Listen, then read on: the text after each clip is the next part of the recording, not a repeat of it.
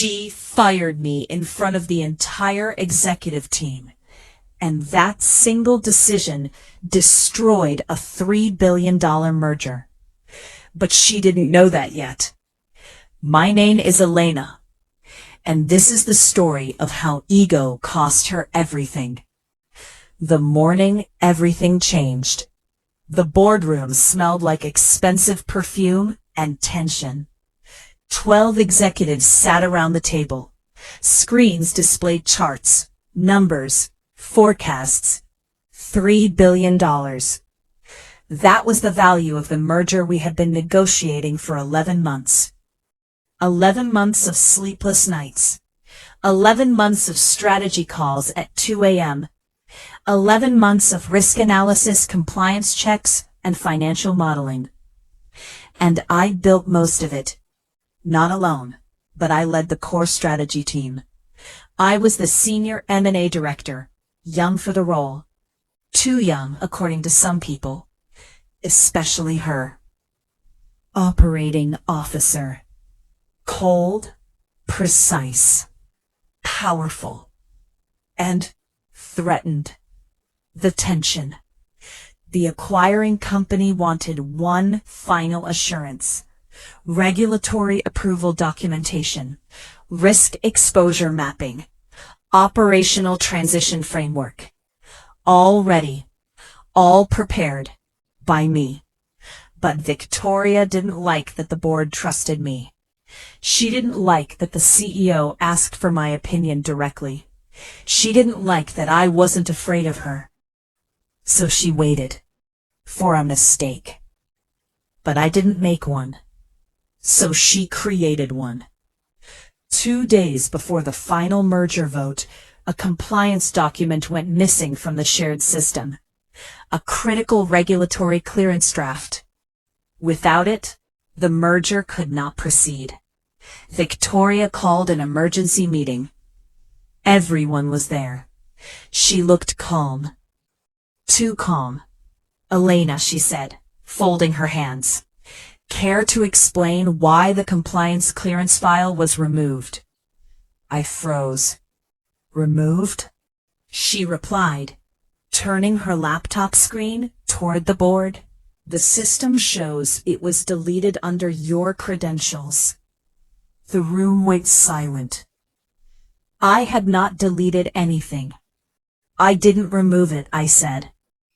She tilted her head slightly. The logs disagree. The CEO looked disappointed. The board members whispered. Victoria sighed. This is what happens when we promote people before they are ready. That sentence burned. Because I knew what she was doing. Public humiliation. Effective immediately, she continued. You are relieved of your duties. No investigation. No second chance. Security escorted me out. 11 months of work, erased in 5 minutes. But here's the first twist. I didn't panic. Because I knew something Victoria didn't. The missing document wasn't deleted. It was protected. By me. Weeks earlier, I had noticed suspicious access attempts on our merger files. Was trying to manipulate data. So I created a shadow backup system. Encrypted, time-stamped, traceable. Only accessible through a secondary authentication key. And that key was not stored on company servers. It was on my private secured cloud. Because I never fully trusted Victoria. She had blocked promotions before. She had quietly removed people who threatened her authority. And I had been next. The bigger problem, when I left the building that day, I didn't cry. I didn't call HR. I didn't beg. I called the acquiring company's legal team. Because the merger contract had a clause. If key compliance oversight leadership changed within 30 days of closing, the deal required re-verification. And I was listed as key compliance oversight lead. Victoria forgot that. Or maybe she never read the full contract. The acquiring company immediately requested clarification. Why was the M&A director removed days before closing? Why was compliance documentation suddenly inaccessible? Why were internal system logs inconsistent? Victoria told them I was incompetent. She blamed me. But the acquiring company wasn't stupid. $3 billion is not pocket change. They launched an internal audit. And that's when the second twist happened. IT forensic teams discovered something interesting. The deletion logs were modified. Manual override timestamps. Administrative access from Victoria's terminal. The board was shocked. The CEO was silent. The acquiring company froze the merger. Stock price dropped 12% in one day. Investors panicked. News outlets began asking questions. And Victoria realized something terrifying. I wasn't powerless. I was protected. I didn't go public. Attack. I waited. Because in corporate war, patience is stronger than anger. 3 days later, the board contacted me. They requested a private meeting. Different room, different tone. Elena, the chairman said, we may have acted too quickly. I didn't smile. I believe so. They asked if the compliance documents still existed. I looked at them calmly. Yes. Can you provide them? Yes. But not without protection. I demanded independent investigation into executive misconduct, public correction regarding my termination, contractual leadership autonomy in the merger transition phase, equity compensation adjustment reflecting performance contribution. They hesitated, but the acquiring company made it simple. No merger. $3 billion. Or one woman they underestimated. They chose wisely. Victoria was suspended pending investigation. The official announcement was cold and short.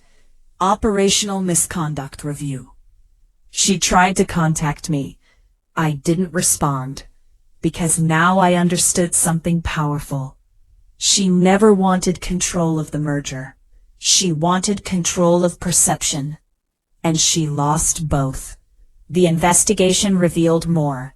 Victoria had been quietly negotiating side incentives.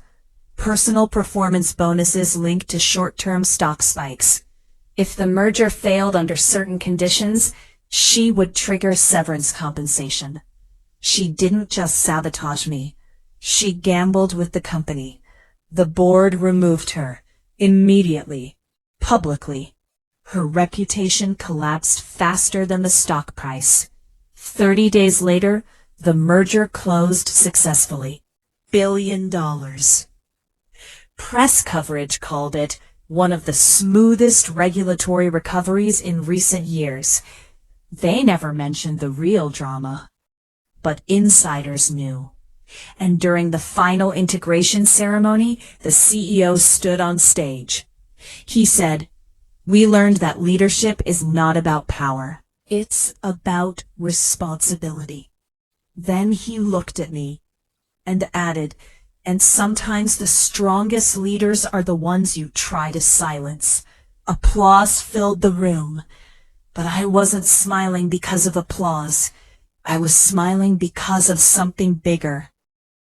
6 months later, I was promoted to Chief Strategy Officer, not because I demanded it, because I earned it. And Victoria? She faced regulatory inquiry. No executive offers, no quiet comeback, just consequences. She fired me, and almost killed a $3 billion merger. But in trying to destroy my credibility, she destroyed her own. In corporate life, people think power comes from titles. But real power comes from preparation, from documentation, from knowing your value. She underestimated me.